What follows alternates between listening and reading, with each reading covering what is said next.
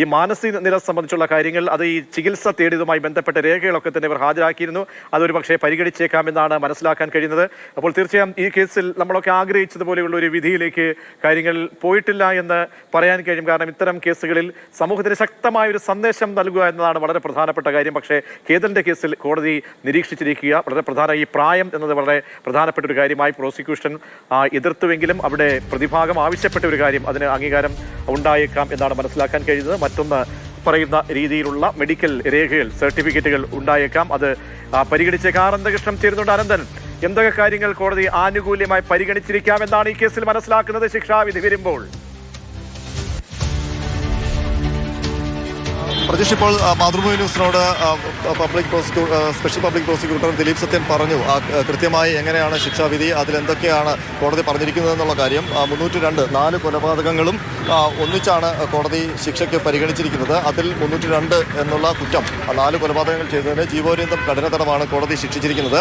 അതിനൊപ്പം തെളിവ് നശിപ്പിച്ചതിനും വീട് കത്തിച്ചതിനും സെപ്പറേറ്റ് ആയിട്ട് 7ഉം 5ഉം കൊല്ലം തടവുകൾ കൊടുത്തിട്ടുണ്ട്. അത് 12 കൊല്ലം അങ്ങനെ പ്രതി ഈ ജീവപര്യന്തം കൂടാതെയുള്ള ശിക്ഷ അനുഭവിക്കണം. ഞാൻ നേരത്തെ സൂചിപ്പിച്ചതുപോലെ തന്നെ കോടതി സ്പെസിഫിക് ആയിട്ട് പറഞ്ഞിട്ടുണ്ട്, ഈ 12 കൊല്ലം തടവ് അനുഭവിച്ച് കഴിയുമ്പോൾ മാത്രമേ പ്രതിയുടെ ജീവപര്യന്തം സ്റ്റാർട്ട് ചെയ്യുകയുള്ളൂ എന്നാണ്. ഈ 12 കൊല്ലത്തിൽ യാതൊരുവിധ ശിക്ഷകളവും കോടതി പരിഗണിക്കരുതെന്നും പറഞ്ഞിട്ടുണ്ട്. അപ്പോൾ 12 കൊല്ലം ഉറപ്പായും പ്രതിക്ക് ജയിലിൽ കഴിയേണ്ടി വരും. അതിനുശേഷം ജീവപര്യന്തം സ്റ്റാർട്ട് ചെയ്യും. പിന്നീട് ജീവപര്യന്തത്തിൻ്റെ നടപടികളുമായി ബന്ധപ്പെട്ട കാര്യങ്ങളിലേക്കൊക്കെ പോവുകയാണെങ്കിൽ എപ്പോഴെങ്കിലും ഒരു റിമിഷൻ കൊടുക്കാനൊക്കെ സർക്കാർ തീരുമാനിക്കുന്ന ഘട്ടമുണ്ടെങ്കിൽ അതൊക്കെ ഒരുപാട് വർഷങ്ങൾ എടുക്കും എന്നുള്ളതാണ്. അതുകൊണ്ട് തന്നെയാണ് പ്രോസിക്യൂഷൻ പറയുന്നത് വധശിക്ഷ വിധിച്ചിട്ടില്ലെങ്കിൽ കൂടി ഒരു പ്രധാനപ്പെട്ട ശിക്ഷയാണ്, പ്രോസിക്യൂഷന് തൃപ്തികരമായ ഒരു ശിക്ഷ തന്നെയാണ് എന്ന് ദിലീപ് സത്യൻ ഇപ്പോൾ മാതൃഭൂമി ന്യൂസിനോട് പറഞ്ഞത്. മാത്രമല്ല 15 ലക്ഷം രൂപയാണ് വിവിധ വകുപ്പുകളിലായി കോടതി ഇപ്പോൾ പിഴയായിട്ട് നൽകിയിരിക്കുന്നത്, വിധിച്ചിരിക്കുന്നത്. അപ്പോൾ ഒരു കനത്ത ശിക്ഷ തന്നെ പ്രതിക്ക് നേടിക്കൊടുക്കാൻ കഴിഞ്ഞു എന്നുള്ളൊരു തൃപ്തി പ്രോസിക്യൂഷൻ്റെ ഭാഗത്തു നിന്നുണ്ട്. പക്ഷേ നമ്മൾ നേരത്തെ പറഞ്ഞതുപോലെ പ്രോസിക്യൂഷൻ്റെ ആവശ്യം അതായിരുന്നില്ല, വധശിക്ഷ തന്നെ കൊടുക്കണമെന്നായിരുന്നു. പ്രതിക്ക് ഒരു ദയം അർഹിക്കുന്നില്ല, മാനസാന്തരത്തിന് യാതൊരു സാധ്യതയും ഇല്ലാത്ത പ്രതിയാണ് എന്ന് കാരണങ്ങൾ നിരത്തി പ്രോസിക്യൂഷൻ രാവിലെ കോടതിയിൽ വാദിച്ചിരുന്നു. അപ്പോൾ ഇപ്പോൾ നമുക്ക് ആ അപൂർവങ്ങളിൽ അപൂർവമായ കേസായിട്ടോ അതല്ലെങ്കിൽ പ്രതിക്ക് വധശിക്ഷ നൽകാത്തതിനോ കോടതി ഒരുപക്ഷെ പരിഗണിച്ചിരിക്കുക. അത് പ്രോസിക്യൂഷൻ പറയുന്നത് അത് ഓർഡർ കിട്ടിക്കഴിയുമ്പോഴേ വിശദമായി പറയാൻ പറ്റും. പക്ഷേ പ്രോസിക്യൂഷൻ്റെ ഒരു സംശയം അത് പ്രതിയുടെ പ്രായം പരിഗണിച്ചിട്ടുണ്ടാകാം ഒന്നാമത്. രണ്ടാമത്തെ കാര്യം പ്രതിയുടെ മാനസിക നില കോടതി കാര്യമായി പരിഗണിച്ചിട്ടുണ്ടാകാം എന്നുള്ളതാണ്. കാരണം ഈ കൊലപാതകം നടത്തുന്നതിന് മുൻപ് ഒരു തരത്തിലും മാനസിക പ്രശ്നം ഉണ്ടായിരുന്നു എന്ന് തെളിയിക്കാൻ തക്ക ഒരു രേഖയും കോടതിയിൽ പ്രതിഭാഗം ഹാജരാക്കിയിട്ടില്ല. അപ്പോൾ പ്രതിക്ക് എന്തായാലും കോടതി പരിഗണിച്ചിരിക്കുക ഈ പ്രായത്തിന്റെ ആനുകൂല്യം ഉണ്ടാകണമെന്ന പ്രതിഭാഗത്തിന്റെ ആ വാദം പരിഗണിച്ചിരിക്കാം. അതല്ല, നേരത്തെ പറഞ്ഞതുപോലെ തന്നെ പബ്ലിക് പ്രോസിക്യൂട്ടർ പറഞ്ഞ ഒരു കാര്യമുണ്ട്, ചികിത്സ സംബന്ധിച്ച് തുടർ ചികിത്സകളൊക്കെ നടത്തിയിട്ടുണ്ട്, അത്തരം രേഖകളൊക്കെ തന്നെ ഹാജരാക്കിയിരിക്കുക. അപ്പോൾ അത് സംബന്ധിച്ചൊക്കെയുള്ള ആനുകൂല്യം ലഭ്യമായിട്ടുണ്ടോ എന്ന് നമുക്ക് സമ്പൂർണ്ണ വിധി വരുമ്പോൾ മാത്രമേ അറിയാൻ കഴിയുള്ളൂ. പക്ഷേ നമ്മൾ പ്രതീക്ഷിച്ചതുപോലെ അല്ല, ജീവപര്യന്തം ശിക്ഷയാണ് ഈ കൊടും ക്രൂര കൊലപാതകങ്ങളിൽ ലഭ്യമായിരിക്കുന്നത് പ്രതിക്ക് എന്നുള്ളതാണ്. ഇപ്പോൾ നമ്മോടൊപ്പം ഡി അശോകൻ, മുൻ പോലീസ് ഉദ്യോഗസ്ഥൻ ചേരുന്നുണ്ട്. ശ്രീ അശോകൻ, ഈ സംഭവം ഞെട്ടിച്ച സംഭവം നടക്കുമ്പോൾ 8 വർഷം മുമ്പ് ഈ ജില്ലയിൽ ജോലി ചെയ്ത ആളാണ് താങ്കൾ എന്ന് ഞാൻ മനസ്സിലാക്കുന്നു. അപ്പോൾ ഈ കേസിൻ്റെ പ്രാധാന്യം, ഈ കേസിൽ എത്രത്തോളം മനുഷ്യ മനസാക്ഷി ഞെട്ടിത്തെരിച്ച ഉള്ളു പിടഞ്ഞ ഓരോ മലയാളികളുടെയും ഉള്ളു പിടഞ്ഞ ആ ഒരു കേസിലാണ് ഇപ്പോൾ ശിക്ഷ വരുന്നത്. ശിക്ഷാവിധി പ്രതീക്ഷിച്ചത് പോലെ ആണോ? എന്താണ് താങ്കൾ മനസ്സിലാക്കുന്നത്? പൂർണ്ണ വിവരങ്ങൾ വന്നിട്ടില്ല. അപ്പോൾ പ്രായത്തിൻ്റെ ആനുകൂല്യവും ഈ പറയുന്ന മാനസിക നില, ഈ 2 കാര്യങ്ങളുടെ ആനുകൂല്യങ്ങൾ ഈ പ്രതിക്ക് ലഭ്യമായിരിക്കാമല്ലേ? അത് എൻ്റെ മനസ്സിലാക്കിയത് യഥാർത്ഥത്തിൽ ഇത് വധശിക്ഷ കിട്ടേണ്ടതാണ്. ഇത് rarest of the rare case തന്നെയാണ്. അതായത് ഒരു കാരണവശാലും ഈ പ്രതിക്ക് ഇതിൻ്റെ ആനുകൂല്യം ആവശ്യമില്ല. ഈ മാനസിക പ്രശ്നമായി അഭിനയിക്കുന്നതായിട്ടാണ് ആദ്യ കാലഘട്ടത്തിൽ കേട്ടത്. അതിന് ശേഷം ചികിത്സ നടത്തിയുള്ള കാര്യമില്ല. പക്ഷേ ഈ കുറ്റകൃത്യം ചെയ്യുമ്പോൾ ഒരു മാനസിക പ്രശ്നം ഈ പ്രതിക്കില്ലായിരുന്നു എന്നുള്ളതിന് തെളിവുണ്ട്. കാരണം അതിനകത്ത് നേരത്തെ ചികിത്സ നടത്തിയിട്ടില്ല.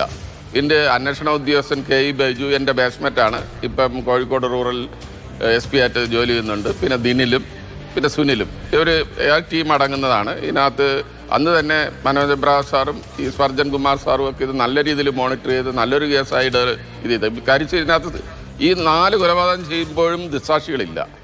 ആ ദിസാക്ഷികളില്ലാത്ത ഒരു കേസിനെ ഇതിനകത്ത് ഈ പിന്നെ അതായത് ഈ സയൻറ്റിഫിക് എവിഡൻസുകളും ഫോറൻസിക് എവിഡൻസും അതുപോലുള്ള സാഹചര്യ തെളിവുകളും വെച്ചാണ് ഈ കരുത്. അത് ഇവൻ ഈ പറയുന്ന കണക്ക് ഇവൻ്റെ ഒരു തുടക്കം മുതൽ ഇവനൊരു ഒരു സാമ്പിഗോ ഗ്രൂപ്പ് എന്ന് പറഞ്ഞൊരു ഗെയിമുണ്ട്. ഈ ഗെയിമിൽ കാണിക്കുന്നത് ബാക്കിൽ പുറകുവശത്ത് ഈ മഴ വെച്ച് വെട്ടിക്കൊലപ്പെടുത്തുന്ന രീതിയിലുള്ള ഒരു ഗെയിമാണ്. ആ ഗെയിം ഇവൻ്റെ ഇതിന് മൊബൈലിലിട്ടു, അത് സെർച്ച് ചെയ്ത് പല പ്രാവശ്യം കണ്ടിരിക്കുന്നു എന്നുള്ളതിന് തെളിവുണ്ട്.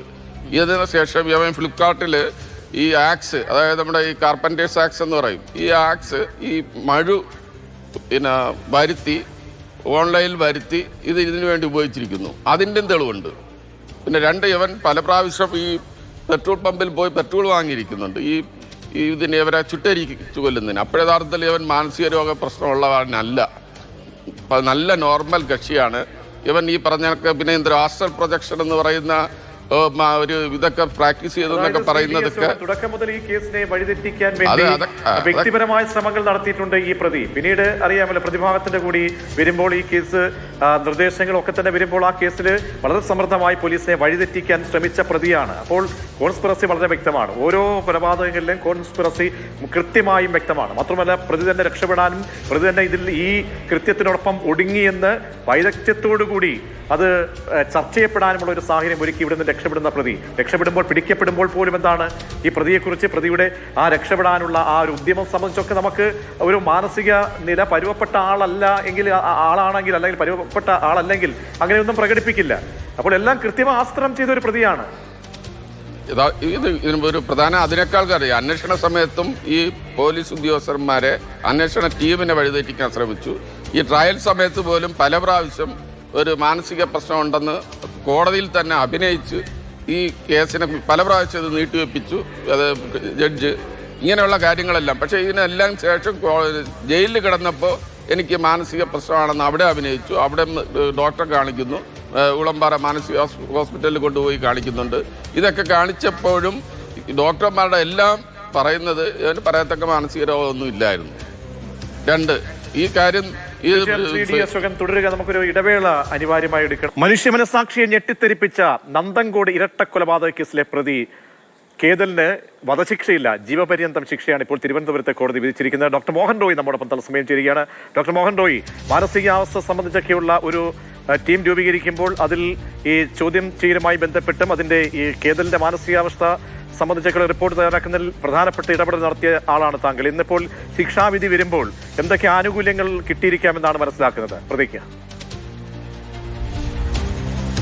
അല്ല, എനിക്ക് തോന്നുന്നത് അതുമായി ബന്ധപ്പെട്ട വിശദമായ ജഡ്ജ്മെന്റ് കോപ്പി കിട്ടേണ്ടതുണ്ട്. അപ്പോഴായിരിക്കും എന്തുകൊണ്ടാണ് ഇദ്ദേഹത്തിന് ഇത്തരത്തില് പ്രോസിക്യൂഷൻ ആവശ്യപ്പെട്ടത്. സ്വാഭാവികമായിട്ടും വധശിക്ഷ തന്നെ ആയിരുന്നു. ജീവപര്യത്തിലേക്ക് എത്തിയതിന്റെ കാരണങ്ങൾ ആ വിധിന്യായത്തിൽ കൃത്യമായി ഉണ്ടായിരിക്കുമെന്ന് വിശ്വസിക്കാം. എന്നാലും പ്രാഥമികമായി നമുക്ക് തോന്നുന്നത് അപൂർവങ്ങളിൽ അപൂർവമാണോ ഈ കൊലപാതകം എന്നുള്ള ഒരു ചോദ്യമാണ് പൊതുവെ ഇത്തരത്തിലുള്ള വധശിക്ഷയിലേക്ക് എത്തിക്കുന്നത്. പക്ഷെ അപൂർവങ്ങളിൽ അപൂർവമല്ല എന്ന ഒരു ചിന്ത ഉണ്ടായിട്ടുണ്ടാവാം. ആ ചിന്ത എന്ത് കാരണം കൊണ്ടാണ് ഉണ്ടായത് നേരത്തെ സൂചിപ്പിച്ചതുപോലെ വിശദമായ വിധിന്യായത്തിലൂടെ നമുക്കറിയാൻ സാധിക്കും.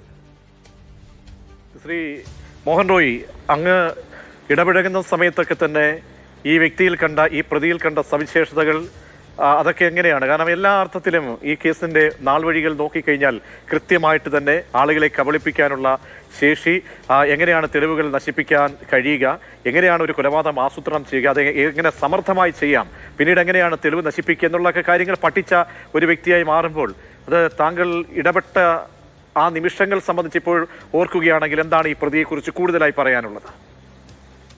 അല്ല, ഇദ്ദേഹം ആദ്യം ഈ പോലീസിന്റെ കസ്റ്റഡിയിലാകുമ്പോഴാണ് ഇത്തരത്തിലുള്ള ഒരു ആസ്ട്രൽ പ്രൊജക്ഷൻ എന്ന് പറഞ്ഞൊരു കാര്യത്തെക്കുറിച്ച് പറഞ്ഞത്. അതൊന്ന് സ്വാഭാവികമായിട്ടും മലയാളി എനിക്ക് തോന്നുന്നു ആദ്യമായിട്ടായിരിക്കും അങ്ങനെ ആസ്ട്രൽ പ്രൊജക്ഷൻ എന്നൊരു വാക്ക് കേൾക്കുന്നത്. അല്ലാതെ പഴയ ശങ്കരാചാര്യരുടെ കാലത്തെ കൂടുവിട്ട് കൂടുമാറ്റം എന്നൊക്കെയുള്ളത് കേട്ടിട്ടുണ്ടാവാം. അപ്പൊ അത് പറഞ്ഞപ്പോഴത്തേക്കും ഇത് യഥാർത്ഥത്തില് ഒരു സൈക്കാട്രിസ്റ്റിന്റെ രീതിയിൽ ഇതിനെ സമീപിക്കുമ്പോൾ ഇതൊരു മിഥ്യാബോധം അഥവാ ഡെല്യൂഷൻ ആണോ, അതൊരു മാനസിക രോഗത്തിന്റെ ഭാഗമായിട്ടുള്ളതാണോ, ഇനി ആ മാനസിക രോഗം ഉള്ളത് കൊണ്ടാണ് ഇദ്ദേഹം കൊന്നത് എന്നുള്ള രീതിയിലുള്ള ചർച്ചകളൊക്കെ ഉണ്ടായി. പക്ഷെ ഇദ്ദേഹത്തെ സമീപിച്ചപ്പോഴും സ്വാഭാവികമായിട്ടും ഇങ്ങനെ സമീപിക്കുമ്പോഴും പോലീസ് ഉൾപ്പെടെയുള്ളവരെ നമുക്ക് ഇദ്ദേഹത്തെ കുറിച്ച് തരുന്ന ഒരു ബാക്ക്ഗ്രൗണ്ട് ഇൻഫർമേഷൻ ഉണ്ടാകും, പശ്ചാത്തല വിവരണം ഉണ്ടാകും. അരുംകൊലകൾ നടത്തിയ കേതലിന് കിട്ടിയത് ജീവപര്യന്തം ശിക്ഷ. ഇതാണ് നമ്മൾ ചർച്ച ചെയ്യുന്നത്. ശ്രീ മോഹൻ റോയി, കാരണം പല കേസുകളിൽ നമ്മൾ സമൂഹത്തിൽ നിന്നൊരു ചോദ്യം ഉയരുകയാണ്. കാരണം ഇത്തരം ഒരുപാട് അരുങ്കൊലകൾ നമ്മൾ കണ്ടതാണ്. നമ്മുടെ നാടൊക്കെ തന്നെ അതിൻ്റെ വിചാരണ ഘട്ടമൊക്കെ തന്നെ കണ്ടുകൊണ്ടും അന്വേഷണ രീതികളൊക്കെ തന്നെ ശ്രമിച്ചുകൊണ്ടിരിക്കുമ്പോൾ വരുന്ന ഒരു മെസ്സേജ് അത് ശക്തമായ ഒരു സന്ദേശമായിരിക്കണം ഒരു കോടതി വിധി എന്നാണ് നമ്മുടെ എല്ലാവരുടെയും ഒരു പ്രതീക്ഷകൾ. പക്ഷേ ഇവിടെ ഇപ്പോൾ ഒരു മാനസിക നിലയുമായി ബന്ധപ്പെട്ട ഒരു പേപ്പറോ അല്ലെങ്കിൽ ആ ചികിത്സാ രീതി തേടുമ്പോൾ അതൊരു ഘടകമാകുന്നു. മറ്റൊന്ന് ഈ പ്രായം വളരെ പ്രധാനപ്പെട്ടതായി മാറുമ്പോൾ അപ്പോൾ ഈ നൽകുന്നൊരു സന്ദേശം നമുക്ക് കോടതിയാണ് തീർപ്പ് കൽപ്പിക്കപ്പെടുമ്പോഴും തിരിച്ചു മറിച്ചുള്ള ചോദ്യങ്ങൾ പ്രസക്തമാകുന്നുണ്ടോ ശ്രീ മോഹൻ റോയി? തീർച്ചയായിട്ടും നമ്മുടെ സമൂഹത്തിലെ പൊതുവായ ഒരു തെറ്റിദ്ധാരണ നിലവിലുണ്ട്. അതായത് മാനസിക രോഗമുള്ള ഒരു വ്യക്തി ചെയ്യുന്ന ഏതൊരു കുറ്റകൃത്യത്തിനും ശിക്ഷ ലഭിക്കില്ല എന്നൊരു പൊതുവായ തെറ്റിദ്ധാരണയുണ്ട്. അതിൽ നമ്മുടെ പൊതുമാധ്യമങ്ങൾ ഉൾപ്പെടെ തന്നെ, അതിൽ പ്രത്യേകിച്ച് സിനിമകൾ ഉൾപ്പെടെ ഈ വില്ലന്മാര് പോകട്ടെ, നായകന്മാർ പോലും നിന്നെ കൊന്നാൽ എനിക്ക് കുഴപ്പമൊന്നുമില്ല, എനിക്ക് മാനസിക രോഗത്തിന് ഒരു സർട്ടിഫിക്കറ്റ് ഉണ്ട് എന്ന് പറയുന്ന ഒരു സ്ഥിതിവിശേഷമുണ്ട്. ഇപ്പൊ ഇന്ന് പോലും എന്നോട് സംസാരിച്ച ഒരാൾ പറഞ്ഞത് അദ്ദേഹത്തിന്റെ ഒരു ബന്ധു ഭാര്യയ്ക്ക് മാനസിക രോഗമുണ്ട്, ഉറക്കത്തിൽ നിന്നെ കൊന്നാൽ എനിക്ക് കുഴപ്പമൊന്നുമില്ല, എനിക്ക് സർട്ടിഫിക്കറ്റ് ഉണ്ട് എന്ന് പറയുന്നത് അത് അത്തരത്തിലുള്ള അങ്ങ് പാടി പതിഞ്ഞു പോയ ഒരു കാര്യമാണ്. അപ്പൊ അത് ശരിയല്ല എന്നും ഈ മാനസിക രോഗി ചെയ്യുന്ന കുറ്റകൃത്യങ്ങൾക്ക് മാനസിക രോഗത്തിന്റെ തീവ്രത കൊണ്ട് ചെയ്യുന്ന കുറ്റകൃത്യത്തിന് മാത്രമാണ് ഇത്തരത്തിലുള്ള എക്സംഷൻ ലഭിക്കുക എന്നുള്ളത്. അതും അങ്ങനെ വെറുതെ എക്സംഷൻ ലഭിക്കുന്നൊന്നുമല്ല. അതായത് ഭാരതത്തിലെ മനോരോഗ ചികിത്സാ വിദഗ്ധന്മാർ ഉൾപ്പെടെ പരിശോധിച്ചതിന് ശേഷം ഈ കുറ്റകൃത്യം ചെയ്യുന്നത് ഈ പറയുന്ന വികലമായ മനസ്സിന്റെ പ്രവർത്തന ഫലമാണെന്ന് തെളിയിച്ചെടുത്താൽ മാത്രമേ സാധിക്കുകയുള്ളൂ. എന്ന് മാത്രമല്ല, ഒരു കേസ് യഥാർത്ഥത്തിൽ തെളിയിക്കാൻ പ്രോസിക്യൂഷൻ ഏറ്റവും കൂടുതൽ ബുദ്ധിമുട്ടുന്നത് ഒരു നിയമത്തിന്റെ എവിഡൻസ് കൃത്യമായി കളക്ട് ചെയ്ത് ഈ പറഞ്ഞ വ്യക്തിയാണ് ഈ കുറ്റകൃത്യം ചെയ്ത് തെളിയിക്കുന്നതിനാണ്. അതാണ് പ്രോസിക്യൂഷൻ യഥാർത്ഥത്തിൽ പാട്. നമ്മൾ ഈ ഇതിന്റെ മാനസിക രോഗത്തിന്റെ ആനുകൂല്യം എടുക്കുന്ന സെക്ഷൻ എടുത്തു കഴിഞ്ഞാല് നിങ്ങൾ കുറ്റകൃത്യം ചെയ്തു എന്ന് പ്രാഥമികമായി സമ്മതിക്കേണ്ടി വരും. പിന്നെ നിങ്ങൾക്ക് മാനസിക രോഗം കൊണ്ടാണ് നിങ്ങളിത് ചെയ്തത് എന്നുള്ളതിന്റെ തെളിവ് നിങ്ങളാണ് ഹാജരാക്കേണ്ടത്. അപ്പൊ അത്ര എളുപ്പമുള്ളൊരു കാര്യമല്ല. അതുകൊണ്ടാണ് പല കേസുകളിലും പലപ്പോഴും ഈ കുറ്റാരോപിതരെ ഈ ഡിഫൻസ് എടുക്കാത്തത്. അപ്പൊ അതൊരു വശം. രണ്ട്, ഈ പറയുന്ന മാനസിക രോഗങ്ങളെ കുറിച്ചും കുറ്റകൃത്യങ്ങളെ കുറിച്ചുള്ള വലിയൊരു അവബോധത്തിനും ചർച്ചയ്ക്കുമൊക്കെ ഇത് തുടക്കമിടേണ്ടതുണ്ട്. അപ്പൊ ഇത്തരത്തിലുള്ള വിധിന്യായങ്ങൾ, ഈ മാനസിക രോഗം ഉണ്ടെങ്കിലും ശിക്ഷിക്കപ്പെടാമെന്നുള്ള വിധിന്യായങ്ങൾ സ്വാഭാവികമായിട്ടും അത് നമ്മുടെ നിയമത്തിൽ തന്നെ പരിശോധിച്ചു കഴിഞ്ഞാൽ അത്ര സുലഭമല്ല.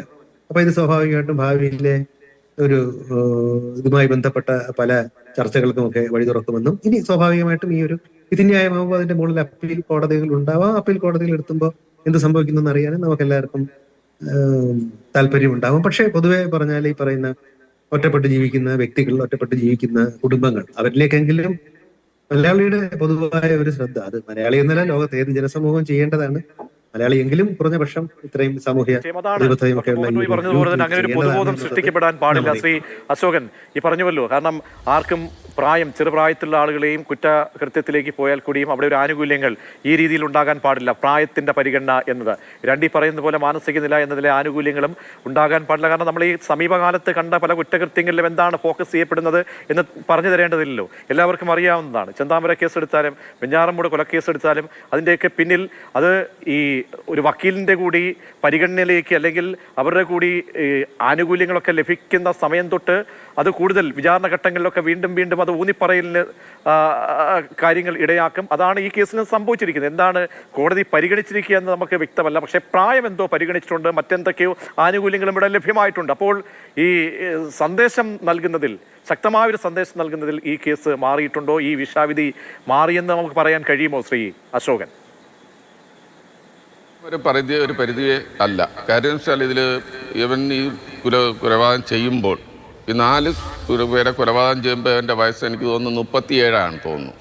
അപ്പോൾ ഒരു 37 എന്ന് പറയുന്നത് ചെറുപ്രായമോ അല്ലെങ്കിൽ അത് മറ്റുള്ളവർ ഇത് പരിഗണിക്കേണ്ട ഒരു ആവശ്യവും ഈ പ്രായത്തിൻ്റെ കാര്യത്തിൽ ഒരു ആവശ്യവുമില്ല. ശിക്ഷയിൽ 37 വയസ്സെന്ന് പറയുന്നതിൽ ഒരു പരിഗണന കൊടുക്കേണ്ട പ്രായവും അല്ല. 2, ഇതിനകത്ത് ഞാൻ കാണുന്ന ഒരു നിർണായകമായ ഒരു തെളിവ്, അതായത് ഈ 4 പേരെയും പോസ്റ്റ്മോർട്ടം ചെയ്തതിൽ ഇതിനെ മോണിറ്റർ ചെയ്ത ഡോക്ടർ ശശികല അവർ പറഞ്ഞിരിക്കുന്നത് ഈ 4 പേരുടെയും മരണത്തിൻ്റെ കാരണം തലയ്ക്ക് പുറകിൽ മഴ കൊണ്ട് വെട്ടിയതാണ്. അപ്പോൾ ഈ കാരണം വെച്ച് ഈ പോലീസ് ഡിപ്പാർട്ട്മെൻറ്റ് വെച്ചപ്പോൾ ഇവൻ്റെ വീട്ടിൽ നിന്നൊരു ലാപ്ടോപ്പ് പോലീസിൻ്റെ കയ്യിൽ തെളിവുകാട്ടി എടുത്തിട്ടുണ്ട്. ഈ ലാപ്ടോപ്പിലാണ് ഈ പറഞ്ഞ കണക്ക് സോംബിഗോ ബൂമെന്ന് പറയുന്ന ഒരുതരം വീഡിയോ സ്ഥിരമായി കാണുന്നതിനുള്ള തെളിവുണ്ട്. അത് ആ വീഡിയോയിൽ കാണുന്നത് അത്രയും തന്നെ ഈ പറയുന്ന കണക്കുള്ള എമ്മയാണ്. അതായത് തലയ്ക്ക് ബാക്ക്, തലയുടെ പുറകുവശത്ത് ഇത് മഴ കൊണ്ട് വെട്ടി കൊലപ്പെടുത്തുന്ന രീതിയിലുള്ള ആ വീഡിയോ ആണ്. അപ്പോൾ ഇത് പല പ്രാവശ്യം ഇത് ഇട്ട് കണ്ടു എന്നുള്ളത് അവൻ്റെ ലാപ്ടോപ്പിൽ നിന്ന് തന്നെ പോലീസിന് കിട്ടിയ ഒരു നിർണായക തെളിവാണ്. രണ്ടവൻ ഈ മഴുക് വാങ്ങുന്നത് ഫ്ലിപ്കാർട്ട് എന്ന് പറയുന്ന ഒരു കമ്പനിയിലൂടെ ഓൺലൈൻ പർച്ചേസ് ചെയ്തതാണ്. അതായത് കാർപ്പൻ്റർ ആക്സ് എന്ന് പറയും. ഈ മഴു വാങ്ങിച്ചതും ഇത് തപസ്സിനെതിരെ ഈ മഴു തന്നെയാണ് അത് ഇവരെ 4 പേരെയും വെട്ടിക്കൊലപ്പെടുത്തിയിരിക്കുന്നത് എന്നുള്ളതിന് തെളിവായി. മഴുവും കസ്റ്റഡിയിലെടുത്തു, ഇവൻ്റെ മൊബൈൽ കസ്റ്റഡിയിലെടുത്തു, ഇവൻ ഇത് വരെ പെട്രോൾ ഒഴിച്ച് കത്തിക്കുവാനുള്ള പെട്രോൾ വാങ്ങിയ സ്ഥലം ഇത് ചെയ്തു. കൂടാതെ ഇതിൽ മണം വരാതിരിക്കുവാൻ വേണ്ടി അവൻ ലോഷം വാങ്ങിച്ചിരിക്കുന്നു, അതും ഇവിടെ നിന്ന് കണ്ടെത്തി.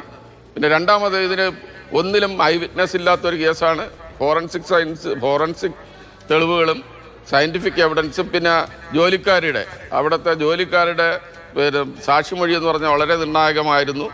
അത് ഐ വിറ്റ്നസ് അല്ലെങ്കിൽ പോലും ആ വീട്ടിൽ ഇവൻ്റെ പ്രസൻസ്, ഇവൻ ഈ പറഞ്ഞ കണക്ക് ആദ്യം കന്യാകുമാരിയിൽ എവിടെ പോയി, അവിടെ നിന്ന് ട്രെയിൻ കയറിയാണ് അവൻ ചെന്നൈ പോയി. ഈ നിങ്ങളുടെ ഈ മൊബൈൽ ഈ ചാനലിലെല്ലാം അന്നൊക്കെ എനിക്ക് തോന്നുന്നു മാർഭൂമി ചാനലിലൊക്കെ അവൻ്റെ ഫോട്ടോ വന്നു. ആ ഫോട്ടോ വന്നപ്പോൾ ഇവൻ ഫോട്ടോ ഐഡൻറ്റിഫൈ ചെയ്ത് എന്നെ സംശയിക്കുന്നു എന്നുള്ള ഇത് നമ്മൾ തിരിച്ചു വന്നതാണ് അവൻ. ഈ മർഡർ നടത്തിയ ശേഷം അപ്പോഴിവിടെ നിന്ന് സ്ഥലം കാര്യമൊക്കെ ഇവൻ്റെ പ്രസൻസ് ഇവിടെ ഇല്ല എന്ന് കാണിക്കാൻ. പക്ഷേ മൊബൈൽ ലൊക്കേഷനും ഇതിൻ്റെ തെളിവെല്ലാം നോക്കിയപ്പോൾ തീർച്ചയായും ഇവൻ്റെ ലൊക്കേഷൻ തിരുവനന്തപുരത്ത് ഈ പറഞ്ഞ നന്തങ്കോട് ഭാഗത്ത് തന്നെയാണ് എന്നുള്ളതിന് വ്യക്തമായ തെളിവുകൾ അന്ന് നമ്മുടെ ഈ അന്നത്തെ അന്വേഷണ ഉദ്യോഗസ്ഥനൊക്കെ ഈ ബൈജുവിനും ദിനിലിനുമൊക്കെ ഇതിനെ ഐഡൻറ്റിഫൈ ചെയ്യാൻ കൃത്യമായും കഴിഞ്ഞു എന്നുള്ളത് ഒരു വളരെ വലിയ കാര്യമായി തോന്നി. പിന്നെ ഈ പറഞ്ഞ കണക്ക് ഈ സമയം ഇതെല്ലാം പ്രീ പ്ലാൻഡ് ആയതുകൊണ്ട് ഇവന് തീർച്ചയായും മാനസിക പ്രശ്നമൊന്നും അന്ന് ഒരു പ്രശ്നമില്ലായിരുന്നു. അവന് ഈ ഹാസ്റ്റൽ ഇതൊക്കെ ബാക്കിയൊക്കെ അവൻ്റെ ഹാസ്റ്റൽ പ്രൊജക്ഷൻ എന്നൊക്കെ പറയുന്നതൊക്കെ വെറും തട്ടിപ്പാണ്. ഇവൻ ഒരു മാനസിക പ്രശ്നമില്ലായിരുന്നു. ഇവനെ റിമാൻഡ് ചെയ്തു ജയിലിൽ കിടന്ന ശേഷം മാത്രമാണ് ഇവന് മാനസിക പ്രശ്നം എന്നുള്ള ഒരു ഇത് അഭിനയിച്ചു തുടങ്ങിയത്. ഈ പറഞ്ഞ ഈ വയസ്സിലൊന്നും ഇവന് ഇതുവരെയ്ക്കും അങ്ങനെ ഒരു ചികിത്സ അവൻ ചെയ്തിട്ടില്ല. ഒരു കൗൺസിലിംഗ് പോലും ചെയ്തതായിട്ട് പോലീസിൻ്റെ അന്വേഷണത്തിൽ തെളിഞ്ഞിട്ടില്ല അതിന് മുമ്പ്. പക്ഷെ അതിന് ശേഷമാണ് ഇവൻ, എനിക്ക് തോന്നുന്നു ആരുടെയെങ്കിലും ഉപദേശപ്രകാരമായിരിക്കാം, ജയിലിൽ കിടക്കുമ്പോഴാണ്, റിമാൻഡിൽ കിടക്കുമ്പോഴാണ് ഇവൻ ഇങ്ങനെയുള്ള അസുഖമൊക്കെ അഭിനയിക്കുകയും ഈ പറയുന്നതിന് രക്ഷപ്പെടാൻ വേണ്ടി ശ്രമിക്കുകയും ചെയ്യുന്നത്. യാതൊരു കാരണവശാലും ഈ പറയുന്ന ആനുകൂല്യം കോടതി പരിഗണിച്ചിട്ടില്ല എന്നാണ് എനിക്ക് തോന്നുന്നത്. ഈ പരിഗണിച്ച് ഈ പറയുന്ന പോലെ എൻ്റെ ഒരു പേഴ്സണൽ ഒരു റിക്വസ്റ്റും കൂടെ ഇതിനകത്തുണ്ട്. ഈ കോടതി വിധി വന്ന ശേഷം അത് പഠിച്ച ശേഷം പ്രോസിക്യൂട്ടർ ഇവനെ ക്യാപിറ്റൽ പണിഷ്മെൻറ്റ്, അതായത് വധശിക്ഷയ്ക്ക് വേണ്ടി അപ്പീൽ പോകണമെന്നാണ്, ഗവൺമെൻറ് അപ്പീൽ പോകണമെന്നാണ് എൻ്റെ അഭിപ്രായം. ഇങ്ങനെയുള്ളതിന് സമൂഹത്തിനൊരു പാഠമായി വെച്ചുകൊണ്ടിരിക്കാൻ പാടില്ല. അതാണ് ശ്രീ അശോകൻ. കാരണം ഇത് തെറ്റായ ഒരു സന്ദേശം സമൂഹത്തിന് നൽകപ്പെടും.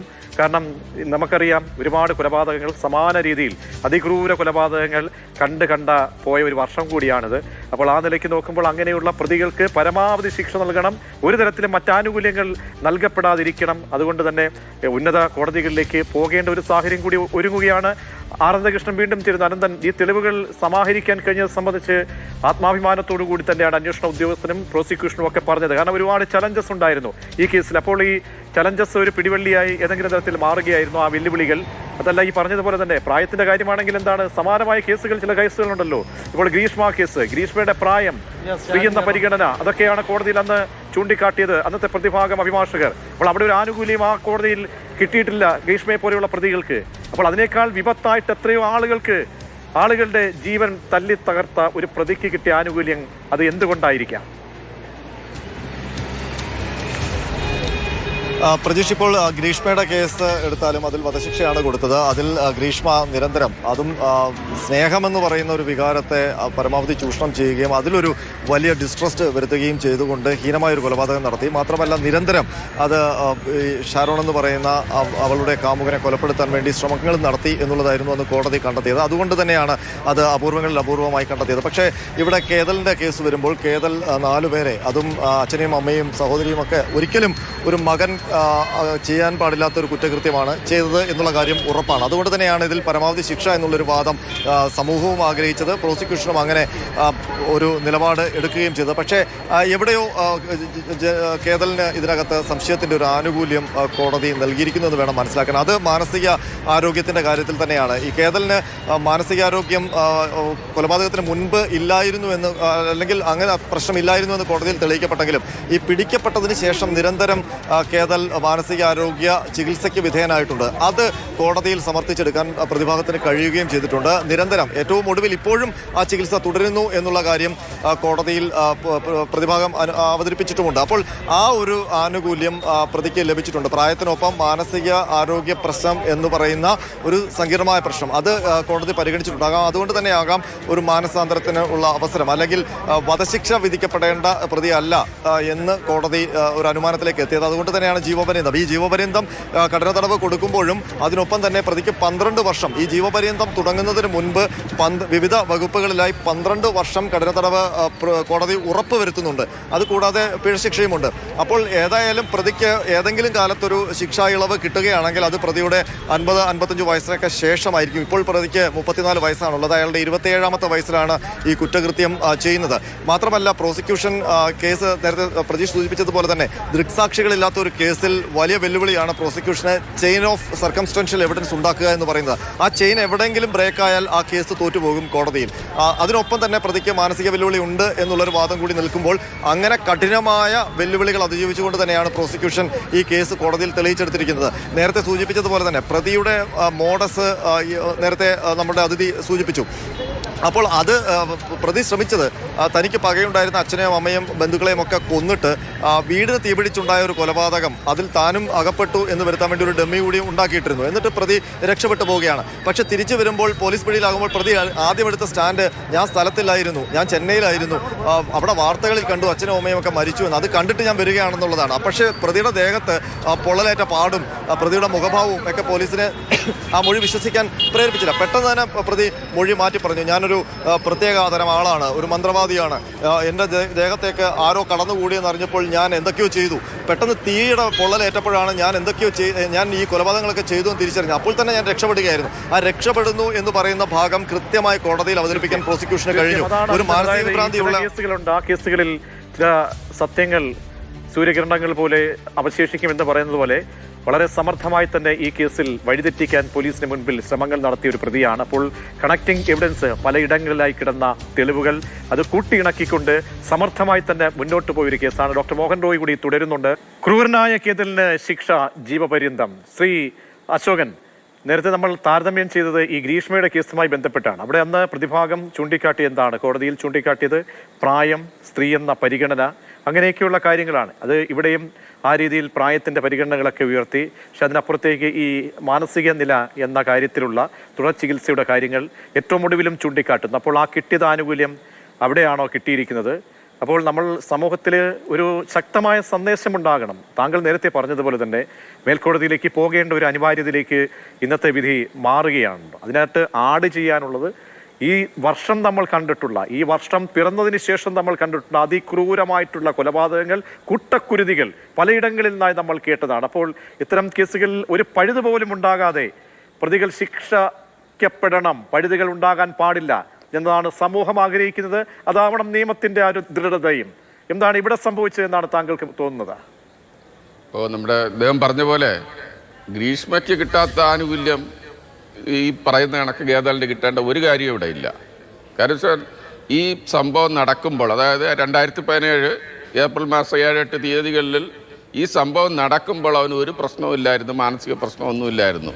ചിലപ്പോൾ അതൊക്കെ കഴിഞ്ഞ് റിമാൻഡ് കഴിയുമ്പോൾ ഈ 4 കൊലപാതകം ചെയ്തതിനുള്ള മാനസിക പ്രശ്നം കൊണ്ട് ചിലപ്പോൾ മാനസിക രോഗിയായി കാണാം. പക്ഷെ എന്നാൽ ഈ കൊലപാതകം നടക്കുമ്പോൾ അവനൊരു ഒരു മാനസിക പ്രശ്നം ഇല്ലായിരുന്നു. അതുകൊണ്ട് തന്നെ ഈ പറഞ്ഞ ആനുകൂല്യം അവന് കൊടുക്കേണ്ട ഒരു ആവശ്യവും, കേടല് കൊടുക്കേണ്ട ഒരു ആവശ്യവുമില്ല. മാത്രമല്ല ഡി അശോകൻ, നാളെ അപാൻ എന്ന് പറയുന്ന പ്രതിക്കും ഇങ്ങനെ സർട്ടിഫിക്കറ്റും ഒക്കെ ഒപ്പിക്കാം, അവിടെ അഭിഭാഷകൻ വിചാരിച്ചാൽ ഒപ്പിക്കാം. അപ്പോൾ അങ്ങനെയൊക്കെ നോക്കിക്കഴിഞ്ഞാൽ സമൂഹത്തിൽ നൽകുന്ന സന്ദേശം വളരെ പ്രധാനപ്പെട്ടതാണ്. അതുകൊണ്ടാണ് ഞാൻ പറഞ്ഞത്, തീർച്ചയായും ഈ കോടതി വിധി കിട്ടിയ ശേഷം പഠിച്ച് ഇതിൽ അപ്പീൽ പോകേണ്ടത് ആവശ്യമാണ്. ഇവൻ കൃത്യമായും ക്യാപിറ്റൽ പണിഷ്മെന്റ് തന്നെയാണ് കൊടുക്കേണ്ടത്. ഈ നമ്മുടെ ഗ്രീഷ്മയ്ക്ക് ഇത് കൊടുക്കാമെങ്കിൽ തീർച്ചയായും അവനും കൊടുക്കാം.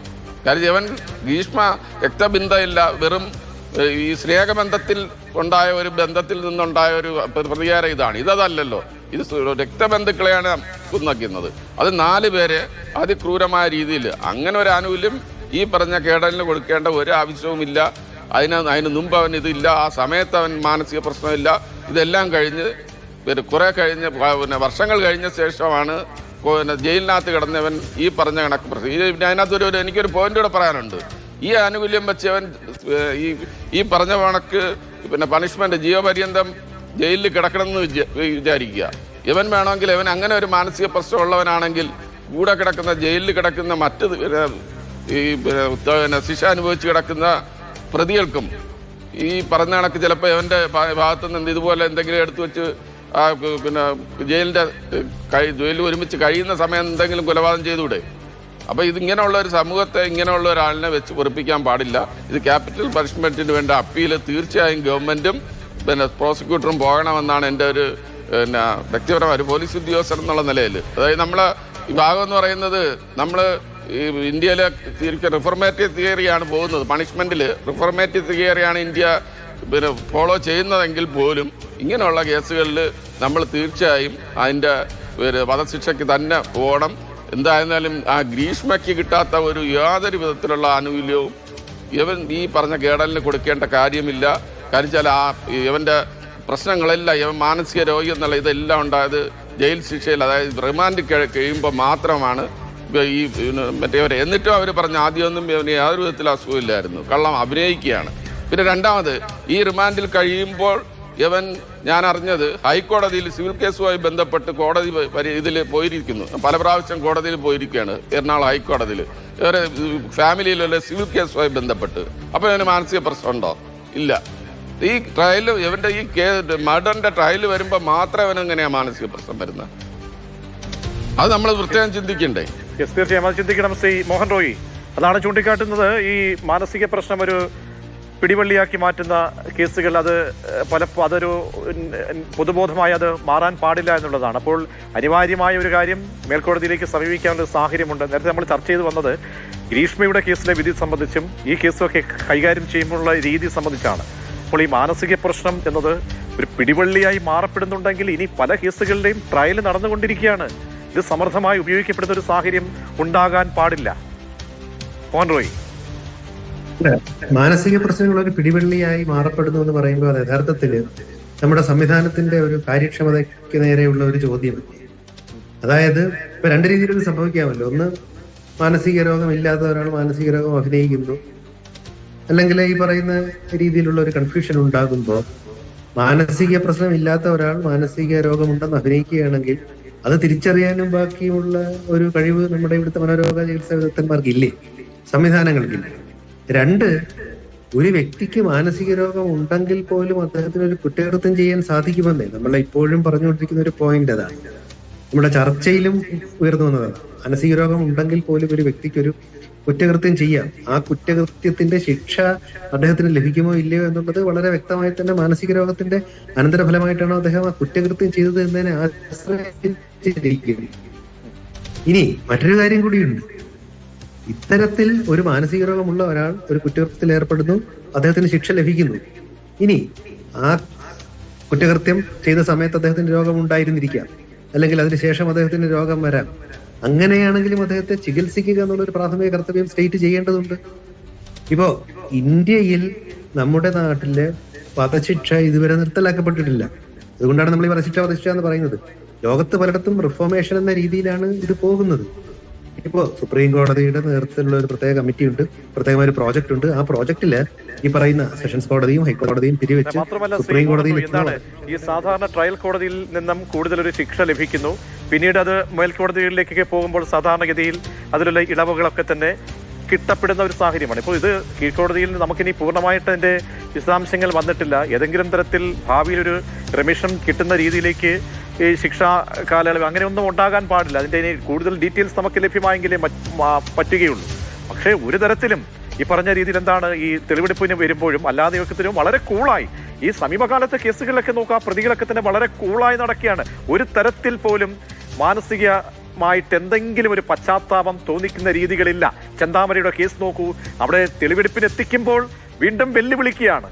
ആ വെല്ലുവിളിക്കുന്ന ചെന്താമര. അഫാന്റെ കേസ് നോക്ക്, വളരെ കൂളായിട്ട് ചിക്കൻ കറിയും മീൻകറിയും ഒക്കെ കഴിച്ച് തെളിവെടുപ്പിനെത്തിക്കുമ്പോൾ അങ്ങനെ ചോദിച്ചു വാങ്ങി ആഹാരം കഴിക്കുന്ന ആഹാരപ്രിയനായ അഫാനെ കാണുന്നു. അപ്പോൾ ഈ കേസുകളൊക്കെ നോക്കണം, ഇത്തരം പ്രതികൾക്ക് ഒരു തരത്തിലും ഒരു ചാഞ്ചല്യം ഉണ്ടാകുന്നില്ല.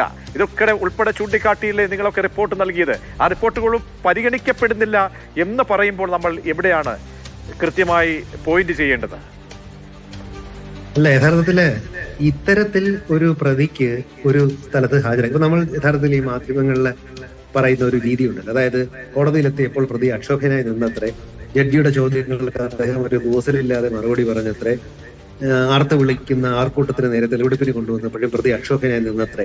ഒരു വികാരമില്ലാത്ത, യാതൊരു പ്രതികരണവും ഇല്ലാത്ത ഒരാളെന്ന് പറയുമ്പോൾ അത്തരത്തിൽ വികാരമില്ലാതെ പ്രതികരണമില്ലാതെ നിൽക്കുന്ന ആളിനും ഒരു മാനസിക പ്രശ്നം ഉണ്ടാകാമെന്നുള്ള ഒരു സാധ്യത നമ്മൾ കാണേണ്ടതുണ്ട്.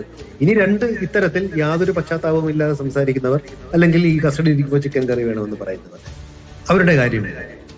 ഈ തരത്തിലുള്ള ആൾക്കാരെ നമ്മൾ തിരിച്ചറിയേണ്ടതുണ്ട്. ഞാൻ നേരത്തെ സൂചിപ്പിച്ചതുപോലെ മാനസിക രോഗം ഉണ്ടെന്ന് വിചാരിച്ച ഒരാൾ കുറ്റകൃത്യം ചെയ്യുമ്പോൾ, മാനസിക രോഗത്തിന്റെ ചികിത്സ നേടിക്കൊണ്ടിരിക്കുമ്പോൾ ഒരാളൊരു കുറ്റകൃത്യം ചെയ്താൽ പോലും ആ കുറ്റകൃത്യത്തിൽ അദ്ദേഹത്തെ ശിക്ഷിക്കാമെന്നുള്ള ഒരു കേസായിട്ടാണ് ഇതൊരു കാണേണ്ടത്. ഇതുവരെയുള്ള സാധാരണ വിചാരിച്ചിരുന്ന മാനസിക രോഗമുണ്ടെങ്കിൽ നിങ്ങൾക്ക് എക്സെപ്ഷൻ ഉണ്ട് എന്ന ഒരു രീതിയെ ഈ കേസ് മാറ്റിമറിക്കപ്പെട്ടിരിക്കുന്നു. പക്ഷെ അപ്പോഴും മനസ്സിലാക്കേണ്ട ഒരു കാര്യം, ഇതിൽ യഥാർത്ഥത്തിൽ മാനസിക രോഗമുള്ള ആൾക്കാരുടെ കാര്യം നമ്മൾ ഒട്ടും തന്നെ വിട്ടുകൂടാ. ഞങ്ങൾ മനോരോഗ ചികിത്സാ വിദഗ്ധന്മാരെന്ന രീതിയിൽ അവരുടെ കൂടെയും ഞങ്ങൾ ഉണ്ട്. അവരുടെ കൂടെ ഞങ്ങൾ മാത്രമേ ഉള്ളെന്ന കാര്യം കൂടി ഒന്ന് മനസ്സിലാക്കുക. ലോകത്ത് കാണിക്കുന്ന കണക്കുകൾ യഥാർത്ഥത്തിൽ മാനസിക രോഗികൾ കൊന്ന ആൾക്കാരെക്കാൾ കൂടുതൽ മാനസിക രോഗികൾ കൊല്ലപ്പെടുന്നുണ്ട്. ലോകത്തെല്ലായിട്ട് കണക്കാണ്. ശരി, വളരെ വ്യക്തമാണ്.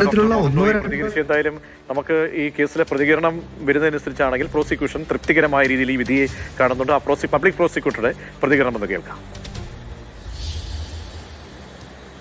തീർച്ചയായിട്ടും ഇതിനകത്ത് ഇപ്പം നമ്മൾ ഡെത്ത് സെൻറ്റൻസിന് വേണ്ടിയായിരുന്നു നമ്മൾ മെയിനായിട്ട് വാദം പറഞ്ഞത്. അപ്പോൾ സുപ്രീം കോടതിയുടെ വിധിന്യായങ്ങൾ നോക്കിയാൽ തന്നെ അറിയാം, ലൈഫ് ഇംപ്രിസൺമെൻറ്റ് സഫീഷ്യൻ്റ് അല്ല എന്ന് തോന്നുന്ന സാഹചര്യത്തിൽ മാത്രമാണ് ഡെത്ത് സെൻറ്റൻസ് കൊടുക്കുന്നത്. അപ്പം ലൈഫ് ഇംപ്രിസൺമെൻറ്റ് സഫീഷ്യൻ്റ് അല്ല എന്ന് പറയുന്നതിന് നമ്മൾ മെയിനായിട്ട് പറയുന്നത്, ഒരു 10 വർഷം കഴിയുമ്പോൾ റെമിഷനും കമ്മ്യൂട്ടേഷനും ഒക്കെ ഗവൺമെൻറ്റിൻ്റെ ഭാഗത്തു നിന്നുണ്ടാകുമ്പോൾ തീർച്ചയായിട്ടും അയാൾ വെളിയിൽ വരാനുള്ള സാധ്യതയുണ്ട്. അപ്പോൾ ഇതാണ് നമ്മൾ മെയിനായിട്ട് ഹൈലൈറ്റ് ചെയ്തിട്ടുള്ളത്. ഇതിലിപ്പോൾ ചെയ്ത കുറ്റങ്ങൾക്ക് എങ്ങനെയാണ് ശിക്ഷ വിധിച്ചിരിക്കുന്നത്? ഇപ്പം 302 കൊലപാതകത്തിന് 4 ഹെഡ്, 4 പേരെ കൊലപാതകം നടത്തിയതിന് 4 ഹെഡിലും ലൈഫ് ഇംപ്രിസൺമെൻറ്റ് കൊടുത്തിട്ടുണ്ട്. അതിനോടൊപ്പം തന്നെ 3 ലക്ഷം രൂപ വെച്ച് പിഴയും പറഞ്ഞിട്ടുണ്ട്. സബ്സിക്വൻ്റ് ആയിട്ട് 436 വീട് തീ വെച്ചതിനായിട്ട് 5 വർഷത്തെ പണിഷ്മെൻ്റാണ് പറഞ്ഞിരിക്കുന്നത്. 5 വർഷം, 7 വർഷം 436നും 5 വർഷം 201. അപ്പം 436ൻ്റെ 7 വർഷം ആദ്യം അനുഭവിക്കണം, അതിനുശേഷം മാത്രമേ അടുത്ത 5 വർഷം 201 വരത്തുള്ളൂ. അപ്പോൾ ഈ രണ്ടും കഴിഞ്ഞ് 12 വർഷം ശേഷം മാത്രമേ ലൈഫ് ഇംപ്രിസൺമെൻറ്റ് സ്റ്റാർട്ട് ചെയ്യത്തുള്ളൂ. ലൈഫ് ഇംപ്രിസൺമെൻറ്റിൽ റെമിഷനോ കമ്മ്യൂട്ടേഷനോ ഗവൺമെൻറ്റിൻ്റെ ഭാഗത്ത് നിന്ന് ഉണ്ടാകാതിരിക്കുകയാണെന്നുണ്ടെങ്കിൽ തീർച്ചയായിട്ടും കേരള വെളിയിലേക്ക് തന്നെയാണ്. അപ്പോൾ ഇയാൾ പുറത്തിറങ്ങാനുള്ള എന്തെങ്കിലും സാധ്യതയുണ്ടോ ജീവപര്യന്തത്തിൽ? അല്ല, തീർച്ചയായിട്ടും ഇപ്പോൾ സ്റ്റേറ്റ് ഗവൺമെൻറ്റിൻ്റെ ഭാഗത്ത് നിന്ന് ഈ കമ്മ്യൂട്ടേഷൻ, റെമിഷൻ അങ്ങനെയുള്ള ബാക്കി കാര്യങ്ങൾ വരാതിരുന്നു കഴിഞ്ഞാൽ അതിലൊരിക്കലും സെറ്റ് ഓഫ് ഇല്ല എന്നും റിമൈനിങ് ലൈഫ് എന്നുള്ളത് കൺസിഡർ ചെയ്യുന്നുള്ളത് തീർച്ചയായിട്ടും വരുന്ന കാര്യമാണ്. അപ്പം ആ ഭാഗത്ത് ബാക്കിയുള്ള അധികാരികൾ അതിന് ശ്രദ്ധ വരുത്തണം, അത്രേ ഉള്ളൂ. At the time of commission of the crime ഇദ്ദേഹത്തിന് ഏതെങ്കിലും തരത്തിൽ മാനസിക പ്രശ്നം ഉണ്ടോ ഇല്ലയോ എന്ന് ചോദിച്ചു കഴിഞ്ഞാൽ അതിനൊരു തെളിവും വന്നിട്ടില്ല. ഇങ്ങനെ നന്തൻകോട്ടെ സ്വന്തം വീട്ടിലെ 4 കുടുംബാംഗങ്ങളെ അതിക്രൂരമായി കൊലപ്പെടുത്തി അരുങ്കൊല ചെയ്ത് കത്തിച്ച കേസിലാണ് കേതൽ ജിൻസൺ രാജയ്ക്ക് ജീവപര്യന്തം തടവ് ശിക്ഷ ഇപ്പോൾ വിധിച്ചിരിക്കുന്നത്. ഇപ്പോൾ 7-5-12 വർഷം കഴിഞ്ഞതിന് ശേഷം ജീവപര്യന്തത്തിലേക്ക് കടക്കുമെന്നാണ് പറയുന്നത്. അപ്പോൾ 10-25 വർഷം ജയിലിൽ തന്നെ കഴിയേണ്ടി വരും എന്നാണ് അറിയാൻ കഴിയുന്നപ്പോൾ വധശിക്ഷയ്ക്ക് വേണ്ടിയുള്ള ശ്രമമാണ് നടത്തിയത്. പ്രോസിക്യൂഷന്റെ ഭാഗത്തു നിന്നും ശക്തമായ വാദഗതികൾ കോടതിയിൽ ഉയർത്തി. പക്ഷേ പ്രതിഭാഗത്തിന്റെ ഭാഗത്തു നിന്നും ഉണ്ടായത് പ്രായമെന്ന പരിഗണന നൽകണം, മാനസിക പ്രശ്നമുണ്ട്, സ്വബോധത്തോടു കൂടിയല്ല ചെയ്തത് തുടങ്ങിയ കാര്യങ്ങൾ 65 ദിവസം നീണ്ട വിചാരണ കാലത്തൊക്കെ തന്നെ ചൂണ്ടിക്കാട്ടി പലകുറി. ഈ കേസിനെ സംബന്ധിച്ചോളം എന്നിട്ടുകൂടി ദൃക്സാക്ഷികളില്ലാത്ത കേസായിരുന്നു. നിരവധി ചലഞ്ചസ്, വെല്ലുവിളികൾ ഉണ്ടായിരുന്ന ഒരു കേസാണ്. ആ കേസിലാണ് കണക്റ്റീവ് എവിഡൻസ് ഒക്കെ തന്നെ സമാഹരിച്ച് ശാസ്ത്രീയ തെളിവുകളിലേക്ക് തന്നെ സമാഹരണത്തോടുകൂടി സാക്ഷികളെ സംബന്ധിച്ച് പിന്നീട് തയ്യാറാക്കി സാക്ഷി പട്ടിക 10-40 സാക്ഷികളെ ഈ പട്ടികയിൽ ഉൾപ്പെടുത്തി തൊണ്ടിമുതലായി നിരവധി തൊണ്ടിമുതലുകൾ കണ്ടെത്തി, CCTV ദൃശ്യങ്ങൾ കണ്ടെത്തി, 120ഓളം രേഖകളാണ് ഈ കേസുമായി ബന്ധപ്പെട്ട് സമാഹരിച്ചത്. അങ്ങനെ പോലീസിനെ സംബന്ധിച്ചിടത്തോളം വെല്ലുവിളികൾ ഒരുപാട് ഉണ്ടായിരുന്നു. അതിനെയൊക്കെ തന്നെ മറികടന്ന് കോടതിയിൽ സ്ഥാപിക്കാൻ കഴിഞ്ഞു. ആ കേസിൽ ഇപ്പോൾ ജീവപര്യന്തം ശിക്ഷയിലേക്ക് പോയിരിക്കുന്നു. വധശിക്ഷ ഉണ്ടായിട്ടില്ല. പ്രോസിക്യൂഷൻ അതാണ് ആവശ്യപ്പെട്ടത്. പ്രോസിക്യൂഷനിന്റെ ഇനി അടുത്ത നീക്കം, ഇനി ഇതിന്റെ വിധിപ്പകർപ്പ് പൂർണ്ണമായും ലഭ്യമായതിനു ശേഷമേ അവർക്ക് തീരുമാനം എടുക്കാൻ കഴിയൂ. മേൽക്കോടതിയെ സമീപിക്കേണ്ടതുണ്ടോ, എന്തൊക്കെ ആനുകൂല്യങ്ങൾ ഈ പ്രതിക്ക് കോടതിയിൽ നിന്നും ലഭ്യമായിട്ടുണ്ട് എന്ന് മനസ്സിലാക്കാൻ കഴിയുകയുള്ളൂ. വളരെയധികം നന്ദി. കഴിഞ്ഞ നിമിഷങ്ങളിൽ വിലയിരുത്തലുകൾ നടത്തിയ D. അശോകൻ, റിട്ടയർഡ് പോലീസ് ഉദ്യോഗസ്ഥൻ, ഒപ്പം ഡോക്ടർ മോഹൻ റോയ്, ഈ കേസിൽ ഈ പ്രതിയുടെ മാനസിക നിലയടക്കം പരിശോധിച്ച വ്യക്തിയാണ്, മാനസികാരോഗ്യ വിദഗ്ധനാണ്. വളരെയധികം നന്ദി.